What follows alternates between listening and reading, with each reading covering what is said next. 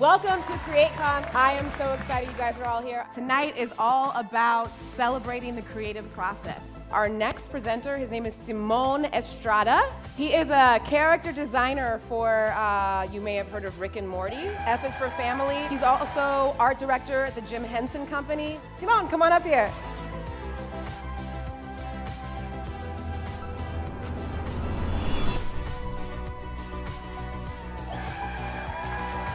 All right, y'all. Oh, yeah, it's me, my homeboys. As Novita mentioned, I'm a designer in the animation industry. So today I'm going to show you what it's like, working in the workflow of the animation industry. My role is to design and create content for an animator to put that into motion. So in today's industry, everyone kind of designs on a computer like this one here. Typically like a high-powered desktop, but I'll be doing everything here on a laptop. So like our animation forefathers who worked tirelessly on paper and pencil, I don't use that. I mean, I hardly ever use that now. It's becoming obsolete, mostly because it's inefficient. But today, designers like myself, our paper and pencil is something like this, like a Cintiq, which is like a Wacom tablet, which is an accessory to this machine. So all the power comes out here. This is just essentially paper pencil. That's all.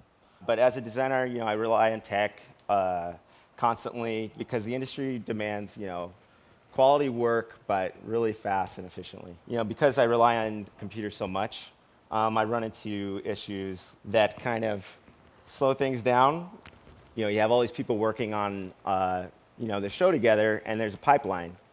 And typically, what happens to an assignment, that'll slow down is like a file that I'll work on. So specifically, in this example, Photoshop. And you're constantly adding layers and layers and content, and depending on how big your file is, you can bog down your machine. But as a designer, you want to create a work environment that is smooth, efficient, comfortable. So my workstation that I've been using is Intel Optane, and it's been, memorizing my workflow, getting familiar with what I do, just so there aren't any clogs in my pipeline. When I was working on Rick and Morty, there's a sequence where I think they've heard of it. I think it was episode 2 or 3. It was called Rick Mancing the Stone, where it's like Mad Max theme, and it was like this Thunderdome theme, where it had like hundreds of characters and multiple layers. And the files just, I looked at the file and I was like, I don't know how long it's going to take me to get this done, but I got to do it fast. So today, what I'm going to be doing is kind of creating something to mimic that workflow, working on a laptop as opposed to a high-powered desktop. I'll start with the brainstorming stage, where the writers, creators will be sitting in the room together, just spitballing, seeing what works. Those ideas typically will mimic real-life scenarios. That's why a show like Rick and Morty, works so well. Simpsons, Family Guy, all those shows, they're so iconic and relatable, because they really, connect with the way we think and the way we interact with each other. So once the writers are happy with that information that they've created, then they'll pass that off to a storyboard artist. The storyboard artist is going to help or visualize those words, and what their job is typically just to create a rough image so everybody knows what the action is going to look like. What I'm going to do is I'm going to mimic what comes after that. So they pass it off to the character designer, the background artists, and the color artists. And all those people have a task, and there's like a team. Consider those departments. So we're going to combine all of those into one image. So for this presentation, I'll be mimicking what it's like to create an image for animation. The scene I'm going to be developing today is based on something relatable, which is an intergalactic DMV. Okay, so like I kind of prefabbed just like a rough DMV sequence, which I'll kind of back out just so you can take a peek. So this is a pretty large shot here. You can pan across or close in on different areas. And you also want to create some eye candy. So you'll have like a giant worm. I'm a big fan of Beetlejuice, so I don't know if you guys know what I'm talking about. So that's kind of what that background was inspired by.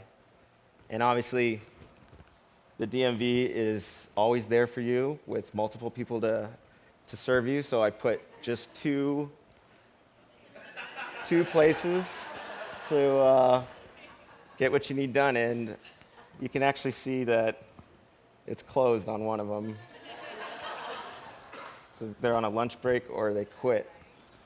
What comes to mind? Shout it out. What comes to mind when you think of the DMV? Wait, I heard old people. Yes. Who said that like number? Yeah. D65. Long lines, yeah, that's common. Crying baby. Crying babies. Bad drivers. Bad drivers. That is definitely. Broken pens. Yes. Nothing works there. Why do we even go there? You know? Some of us drove without licenses. It's like, whatever. So that's pretty much how I'll think. I'll get this environment, I'll list these things out, and then I'll start kind of decorating that space with content. So let's see, I'm going to rough this out. So I've kind of left this space open to include a long line. This is where characters will be populated. And maybe that one person. In the script, it'll be like, DMV, you know what that means. An art director, might have advised people, I want to see this or that. Let's add a crying baby. It's a giant crying baby with tusks. Because it's intergalactic, it could be whatever the heck Let's see, give him big eyes. Just to draw attention to him. Maybe add some more expression. He doesn't have a nose. Maybe that's the problem. Or he lost his mom. I don't know. But that's what's fun about being a character designer. And he's got a mohawk. Why? I don't know. And, but yeah, as a character designer, you just kind of like make stuff up like this all the time. Oh, he's got multiple arms too. Whiskers. He's got a big diaper, and it smells. So we'll add flies in later. Move this guy a bit. That's another thing. You don't want to work in the same background as the background, because then if you screw up the background, they got to redo it, and the background designer is going to hate you. Oh man, a stroller would be nice, but I got to show you some other stuff too. Okay, so that's kind of like roughed in. So I'm going to clean it up. Then they'll pass that off to the cleanup artist. And this is, I'm doing all this on a laptop too, mind you. Typically, I have a bigger machine, but this is pretty legit. So I'm going to clean this guy up. All right, so adding some detail here.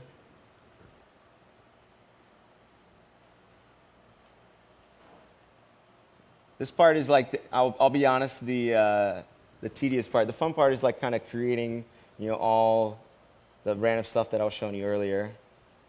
But we do this because the animator needs to have what they call like anchors or whatnot to pretty much animate the thing. Just adding all that info in here for them. Because like I said, everybody's relying on each other. It takes a village to create this stuff. Sometimes it takes other countries to do. In different time zones too. So everybody's kind of relying on things getting done efficiently with no lag. So that's somewhat clean. We'll add some color. So then we'll do something like that. It's like a purple walrus baby punker. And that's typically how things get roughed in. Pass it off to the art director. He'll give his notes. And then, it just keeps going through stages, goes back and forth. Let's say like that's like a character. Add some detail on top. Kind of sweats.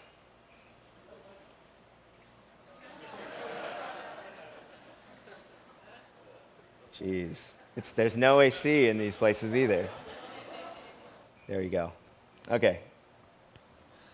So that's just a quick character. And then, you kind of, you can move him around. Like, I didn't really like him that big.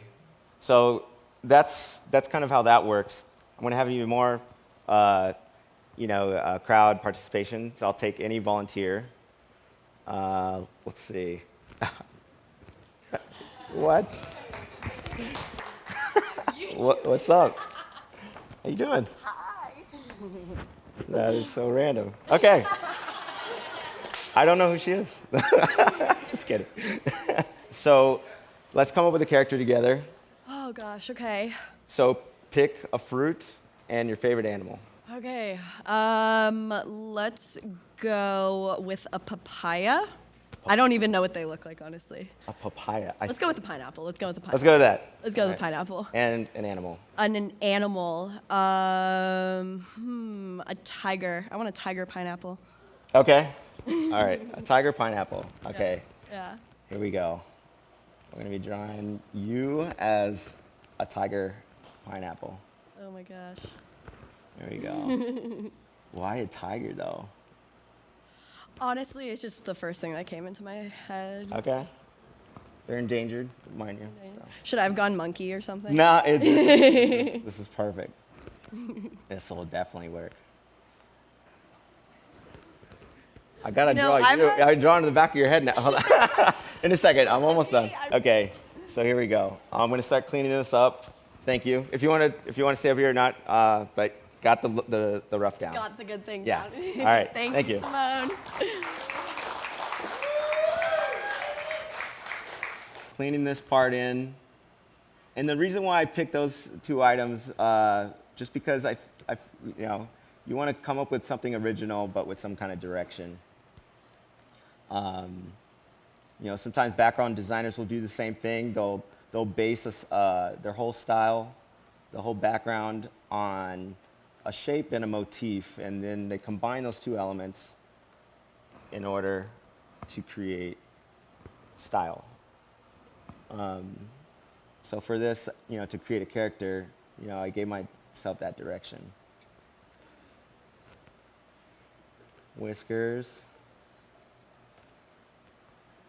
The lovely hair, of course, got to get that right. And your flashy coat. All right, so that's her, her headdress. All right, so here we go. Going in with the detail.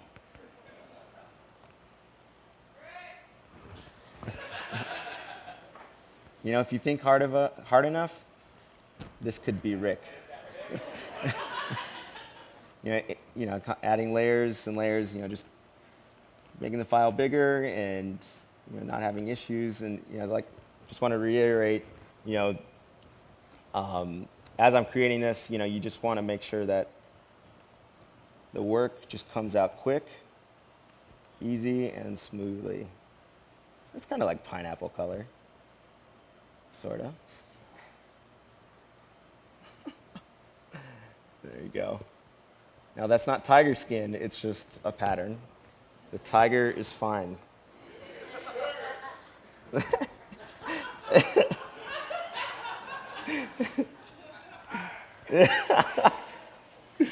There you go. Okay. There you go. Awesome. Enjoying this? There you go. Nice. Okay, so while I was working on that, the background designer was working on the frosted flakes. Yeah. I don't know what's going on. All right, so I'll take that character because I love it. And I'm like, all right, let's place that in the background. So I've been working on this background as a background designer, adding the color. So, kind of adding the color to the sky, color to the planets, my Beetlejuice worm, and the bad driver. That was a good call. Whoever said that. So all these characters were created for that environment.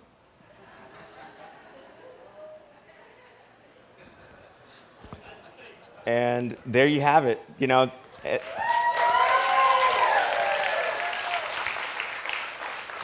And all these layers here, all these layers are, included in they're making the file bigger, heavier, slower. And so, as you can see, like in this folder here, that's landscape, and this one here is UFOs. You're adding detail. So, because all these images are going to move. So, this file here is double, triple the other file I was talking about. It's like it's like 600 megabytes. And that's all done here with Intel Optane, and it's running smoothly on this laptop, and that's impressive in itself for me, at least as a designer. So with that, thank you.